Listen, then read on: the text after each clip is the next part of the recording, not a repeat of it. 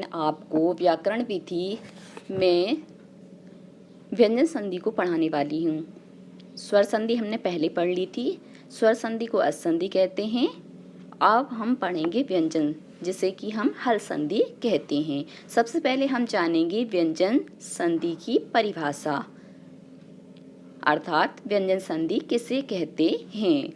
तो चलिए शुरू करते हैं। व्यंजन के पश्चात स्वर या दो व्यंजन वर्णों के परस्पर व्यवधान रहित सामीप्य की स्थिति में जो व्यंजन या हल वर्ण का परिवर्तन हो जाता है वह व्यंजन संधि कही जाती है। अर्थात व्यंजन के पश्चात, व्यंजन मतलब क ख ग घ या आपके व्यंजन में आते हैं। तो व्यंजन के पश्चात या तो स्वर हो, जैसे आ ई उ ए ऐ ओ औ, या दो व्यंजन हो, जैसे का हो जाए, मामा हो जाए, चा हो जाए, सा हो जाए। तो ऐसे जहाँ पर दो व्यंजन वर्णों के परस्पर मतलब आपस में व्यवधान रहित, मतलब उसमें कोई बाधा नहीं रहती, तो बाधा से रहित सामीप्य की स्थिति में मतलब समीपता की स्थिति में जो व्यंजन या हल वर्ण का परिवर्तन होता है, परिवर्तन मतलब उसमें विकार होता है, वह क्या कहलाता है? व्यंजन संधि कहलाता है, या उसे हम व्यंजन संधि कहते हैं। अब यहाँ पर नियम चलेंगे आपके कि हम कैसे पहचान सकते हैं कि ये व्यंजन संधि है और किस सूत्र के माध्यम से है। तो सचित्व में यहाँ पर सूत्र लगेगा आपका स्तुः शचुनः सचुः, अर्थात इसका मतलब है कि सा या ता वर्ग, मतलब सा है तो सा का शा हो जाएगा, और ता वर्ग है तो ता वर्ग क्या हो जाएगा? च वर्ग। अब ता वर्ग में कौन कौन से वर्ण आते हैं? तो ता, था, दा, धा, ना, ये हो जाएंगे ता वर्ग। चा वर्ग में कौन से आते हैं? तो च, छ, ज, झ, य के साथ आगे या पीछे योग होने पर, योग मतलब मिलने पर, शा का शा तथा ता वर्ग का च वर्ग में परिवर्तन हो जाता है। मतलब ये जो आपका सा है ये शा में बदल जाएगा और ता वर्ग के वर्ण चा वर्ग के वर्ण में बदल जाएंगे। उदाहरण के लिए जैसे देखिए, मनस धन चलती, अब यहाँ पर शा है तो ये शा किस में बदल जाएगा? शा में। और तो यहाँ पर आधा सा क्या है इसमें मिल जाएगा, तो क्या हो जाएगा? मनस चलती ही। रामस धन सेते है, तो अब शा में बदल जाएगा तो क्या हो जाएगा? रामस शेते है। मनस धन चंचलम, तो सा का हो जाएगा शा और चंचलम में हो जाएगा तो मनस चंचलम। हरिश शेते है, तो हरिश में जो सा है वो शा में बदल जाएगा तो हो जाएगा हरिश शेते है। आपने देखा सा शा में किस प्रकार से बदल गया, वो दंतीय सा था और ये आपका तालव्य सा था। अब है ता वर्ग का च वर्ग में परिवर्तन कैसे होगा। उदाहरण के लिए देखिए, सत धन चित, तो ता किस में बदल जाएगा? चा में, तो क्या हो जाएगा? सचित। सत धन चरित्रम, तो ता किस में बदल जाएगा? चा में, तो क्या हो जाएगा? सच्चरित्रम। उत धन चारणम, तो ता चा में बदल जाएगा तो हो जाएगा उच्चारणम। सत धन जनः, तो ता किस में बदल जाएगा? जा में, तो क्या हो जाएगा? सज्जनः। उत धन ज्वलम, तो हो जाएगा उज्ज्वलम। जगत धन जननी, तो हो जाएगा जगत जननी। अब यहाँ पर आप दूसरे रूप में भी समझ सकते हैं इसको, जैसे आपको याद नहीं रहता कि कौन सा वर्ण किस में बदल रहा है, तो अधिकांश क्या होता है, जो पीछे वर्ण दिया होता है उसी वर्ण में आगे वाला वर्ण बदल जाता है। जैसे आपने देखा ता किस में बदल गया? चा में बदल गया। जा किस में बदल गया? पीछे जा था उसी जा में बदल गया। ये सिर्फ मैं आपको याद रखने के माध्यम से बता रही हूँ। अब एक अगला सूत्र है षष्टृत्व, इष्टुनः इष्टुः। यदि सा या ता वर्ग का शा या टा वर्ग ट, ठ, ड, ढ, ण के साथ आगे या पीछे योग हो तो शा का शा और ता वर्ग के स्थान पर टा वर्ग हो जाता है। जैसे हमने ता वर्ग में अभी पढ़े थे ता, थ, दा, धा, ना, और वो बदल गए थे। जैसे ता बदल गया था चा में, फिर ता बदल गया था जा में, तो ऐसे ही यहाँ पर भी बदल जाएंगे ट वर्ग में, ट, ठ, ड, ढ, ना में। और अभी हमने दंतीय सा किस में बदला था? तालव्य में। अब हम दंतीय सा को बदलेंगे मूर्धन्य शा में। उदाहरण के लिए, शा वर्ग का शा वर्ग। रामस धन सठ, तो हो जाएगा रामस सठ। हरिश धन टीकते है, तो हरिश टीकते। ऐसे ही ता वर्ग का टा वर्ग में परिवर्तन हो जाएगा। जैसे उदाहरण के लिए है तत धन टीका तो हो जाएगा तट टीका, ता किस में बदल गया टा में। यत धन टीका तो हो जाएगा यट टीका। उद धन डयन तो हो जाएगा उड्डयन, डा में बदल गया। आकस धन तह तो हो जाएगा आकष्टः, ता किस में बदल गया टा में। अगला सूत्र है जसत्व, इसका है आ जाएगा झलाम जसो अंते। ये सूत्र है झलाम जसो अंते। झलाम जसो अंते का मतलब क्या हो गया कि झल प्रत्याहार जस प्रत्याहार में बदल जाएगा। तो पद के अंत में स्थित झल के स्थान पर जस हो जाता है। यदि पद अंत है, पद अंत में है, तो वहाँ पर क्या हो जाएगा झल प्रत्याहार के स्थान पर जस प्रत्याहार हो जाएगा। जैसे तवर्ग का हमने चवर्ग में बदला था, तवर्ग को हमने टवर्ग में बदला था, ऐसे ही झल के स्थान पर हम जस आदेश कर देंगे। झलों में वर्ग का प्रथम, द्वितीय, तृतीय तथा चतुर्थ वर्ण तथा शा, शा, सा तथा हा कुल 24 वर्ण आते हैं। इस तरह झल के स्थान पर जस, ज, ब, ग, ड, द होता है। वर्ग के प्रथम, द्वितीय, तृतीय अथवा चतुर्थ वर्ण के स्थान पर उसी वर्ग का तृतीय वर्ण हो जाता है। शा, शा, सा, हा में शा के स्थान पर ड आता है, अन्य का उदाहरण प्राय नहीं मिलता है। तो यहाँ पर आपको बताया है, जैसे पहला हो गया हम तवर्ग से लेते हैं, ता पहला अक्षर हो गया, था दूसरा हो गया और दा तीसरा हो गया और धा चौथा हो गया। तो इनके स्थान पर उसी वर्ग का तृतीय वर्ण हो जाएगा। मतलब यहाँ पर उसी वर्ग का मतलब क्या हो जाएगा दा। ये उदाहरण के लिए आपको समझा रही हूँ। और बता रहे हैं कि शा, शा, सा, हा के में सा के स्थान पर डा हो जाएगा। अब यहाँ पर शा के स्थान पर क्या आ जाएगा डा आ जाएगा। उदाहरण से देखिए आपको जल्दी समझ में आएगा। वाक धन ईशहा, अब यहाँ पर का तृतीय वर्ण हो जाएगा। कवर्ग है, कवर्ग का तृतीय वर्ण का, खा, गा, तो का किस में बदल जाएगा तृतीय में, तो गा हो जाएगा। तो क्या हो जाएगा वागीशहा। जगत धन ईसा, ता, था, दा, तो क्या हो जाएगा दा हो जाएगा। तो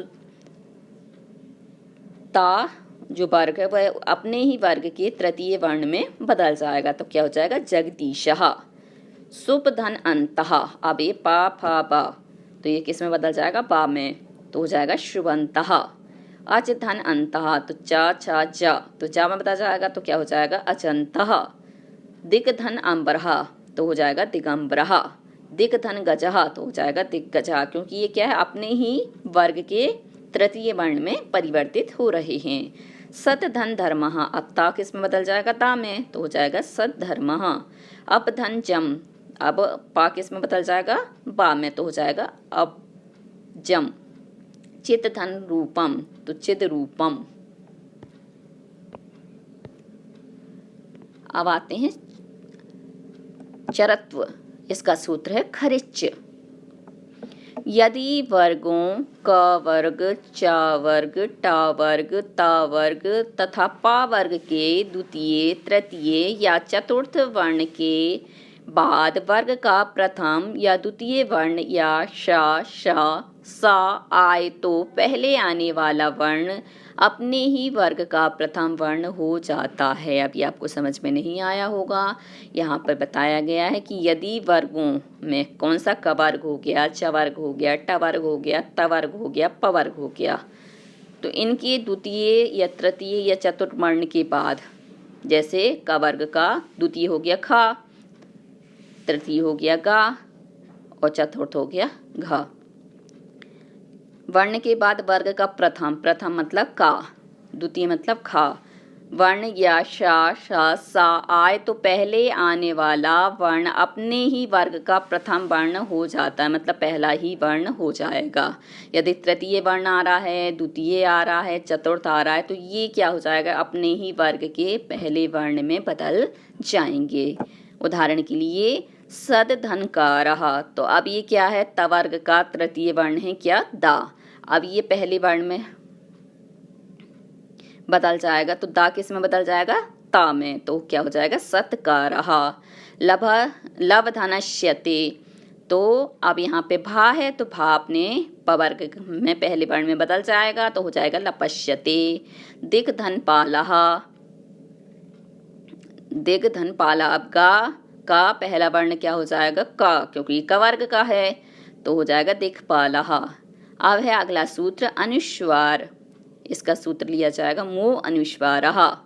यदि किसी पद के अंत में माँ हो तथा उसके बाद कोई व्यंजन आए तो माँ का अनुस्वार हो जाता है। क्या कह रहे हैं कि यदि किसी पद के अंत में अर्थात लास्ट में माँ हो और उसके बाद कोई व्यंजन हो, व्यंजन मतलब क ख ग घ म इनमें से कोई हो, तो माँ का अनुस्वार, अनुस्वार का मतलब जो ऊपर बिंदी दिख रही है ये बिंदी हो जाएगी। उदाहरण के लिए हरिम धन वदते वंदे, तो अब देखिए वा क्या है, व्यंजन है, और यहाँ पर हरिम में माँ क्या है, माँ अंतिम वर्ण है, इसलिए माँ का अनुस्वार हो जाएगा तो क्या हो जाएगा हरिम वंदे। अहम धन गच्छामि, अब माँ का क्या हो जाएगा अनुस्वार हो जाएगा तो अहम गच्छामि हो जाएगा। क्यों हो जाएगा, क्योंकि यहाँ पर का में व्यंजन वर्ण है। अगला है परसवर्णः, इसका सूत्र आ जाएगा अनुस्वारस्य ययि परसवर्णः। अनुस्वार के बाद कोई भी वर्गीय व्यंजन आए तो अनुस्वार के स्थान पर आगे वाले वर्ण के वर्ग का पंचम वर्ण हो जाता है। यह नियम पदांत में कभी भी नहीं लगता। मतलब अभी हमने पढ़ा था कि पद के अंत में माँ हो और उसके बाद कोई व्यंजन आए तो उसमें क्या हो जाएगा अनुस्वार हो जाएगा, पर यहाँ पे कह रहा है कि पद के अंत में ये वाला नियम नहीं लगता। जैसे उदाहरण के लिए देखिए संस्कृतम पठती, अब यहाँ पर क्या होना चाहिए अनुस्वार होना चाहिए यदि हम पद के अंत में लगाते हैं उस वाले सूत्र से मो अनुस्वार से, परंतु यहाँ पर ये नहीं होगा कि अनुस्वारस्य ययि परसवर्णः, तो मतलब यहाँ पे माँ आ जाएगा तो क्या हो जाएगा संस्कृतम पठती। ऐसे और देखिए अंकितः, अब इसमें हमने पढ़ा था कि क्या हो जाएगा पंचम वर्ण हो जाएगा, तो अब पंचम वर्ण में क्या हो जाएगा क ख ग घ ङ, तो अब ये पंचम वर्ण में बदल गया क्या आपका अनुस्वार, तो हो जाएगा अंकितः। समधन कल्पः, तो संकल्पः। कुं धनठितः, तो हो जाएगा कुंठितः, क्योंकि ये क्या है पंचम वर्ण में बदल गया। अमधनचितः, तो हो जाएगा अंचितः। अगला है लत्व, इसका सूत्र है तोरलिहि। यदि ता वर्ग के बाद ला आए तो तवर्ग के वर्णों का ला हो जाता है। मतलब जो ता वर्ग है उसके जो वर्ण है ता था धा धा ध न, तो इनका क्या हो जाएगा ला हो जाएगा। किंतु ना के बाद ला के आने पर अनुनासिक ल होता है, मतलब चंद्रबिंदी लग जाएगी। अनुनासिक के चिन्ह पूर्व वर्ण पर पड़ता है, मतलब पहले वाला जो वर्ण है उस पर ये अनुनासिक लगेगा। उदाहरण के लिए उत्धन लंघनम, तो अब यहाँ पर उल्लंघनम तो क्या हो गया ता ला में बदल गया, क्योंकि हमने अभी पढ़ा था कि तवर्ग के वर्णों का ला हो जाता है, तो यहाँ पर ला हो गया। ऐसे तत् धन लीनः, तो हो जाएगा तल्लीनः। उत धन लिखितम, तो उल्लिखितम। उत धन लेखा, तो उल्लेखः। अब महान में देखिए ना आया है, तो ना के बाद ला के आने पर अनुनासिक हो जाता है, तो यहाँ पर आपकी क्या हो जाएगा चंद्रबिंदी लग जाएगी, तो क्या हो जाएगा महान लाभः। विद्वान लिखती ही, तो विद्वान लिखती, इस प्रकार से आपका हो जाएगा। अब अगला है छत्व, तो इसका सूत्र है सस छोटी। यदि सा के पूर्व पदांत में किसी वर्ग का प्रथम द्वितीय तृतीय अथवा चतुर्थ वर्ण हो या रा ला वा अथवा हा हो तो सा के स्थान पर छा हो जाता है। उदाहरण के लिए पहले इसी को एक बार और समझ लीजिए। यदि शा के पूर्व पदांत में मतलब पहले पद के अंत में किसी वर्ग का प्रथम अक्षर या वर्ण द्वितीय तृतीय अथवा चतुर्थ वर्ण हो या रा ला वा अथवा हा हो तो शा के स्थान पर छा हो जाता है। क्या हो जाएगा छा हो जाएगा, कौन सा छतरी वाला। उदाहरण के लिए एतद् धन शोभनम, अब यहाँ पर शा है तो सा में इसका क्या हो जाएगा, प्रथम वर्ण।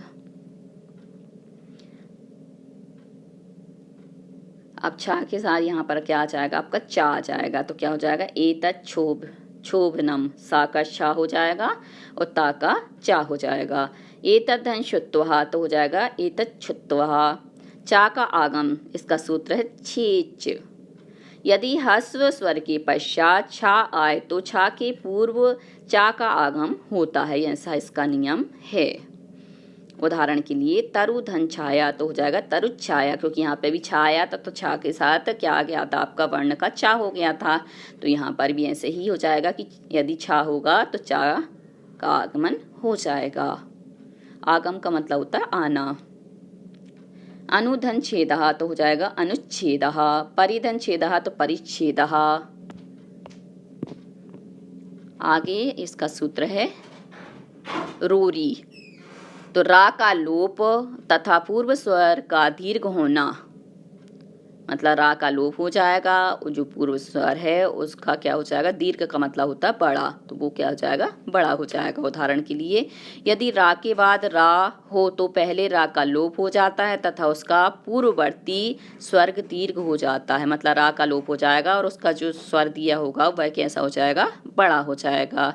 उदाहरण के लिए स्वर धन राज्यम, अब यहाँ पे रा है तो इस रा का क्या है, लोप हो जाएगा, क्योंकि बाद में भी रा दिया हुआ है और यहाँ पर पहले भी रा दिया हुआ है, तो एक रा का यहाँ पे लोप हो जाएगा हलंत वाले का। तो और जब लोप होगा तो यहाँ पे क्या है, आ आएगा, तो आ कैसा हो जाएगा, बड़ा हो जाएगा, तो क्या हो जाएगा, स्वराज्यम। निर्धन रोगः, तो हो जाएगा नी छोटी है तो इसका बड़ी हो जाएगी, तो नी रोगः। निर्धन रशः, तो नीरशः, देखा आपने, एक रा का लोप हो गया और उसके स्थान पर जो भी स्वर था वह स्वर क्या है, अपने बड़े रूप में आ गया। अगला है ना का ना होना। यदि एक ही पद में र री शा के पश्चात ना आए तो ना का ना हो जाता है, ऐसा इसका नियम है। कृष्ण, विष्णु, स्वर्ण, वर्ण इत्यादि। अट अर्थात आ ई ऊ री ए ओ आई औ हा या वा। कवर्ग, पवर्ग, अंग तथा नुम, इन वर्णों के व्यवधान में भी यह णत्व विधि प्रवृत्त हो जाती है, मतलब लग जाती है। जैसे नराधन नाम, तो हो जाएगा नरा नाम, क्योंकि यहाँ पे रा आ गया, रा के बाद ना आ गया, इसलिए अपने आप क्या हो जाएगा, ना हो जाएगा। ऋषि धन नामः, अब यहाँ पर बड़ी ई है, ऋषि में सा में क्या लगी हुई है, बड़ी ई, तो बड़ी ही होने के कारण पीछे जो ना है उसका ना हो जाएगा, तो क्या हो जाएगा, ऋषि नाम। अब आते हैं हम अभ्यास कार्य पर। सबसे पहला प्रश्न है समुचितम संधि विच्छेद रूपम पूर्यत, मतलब समुचित संधि विच्छेद रूप को पूरा कीजिए।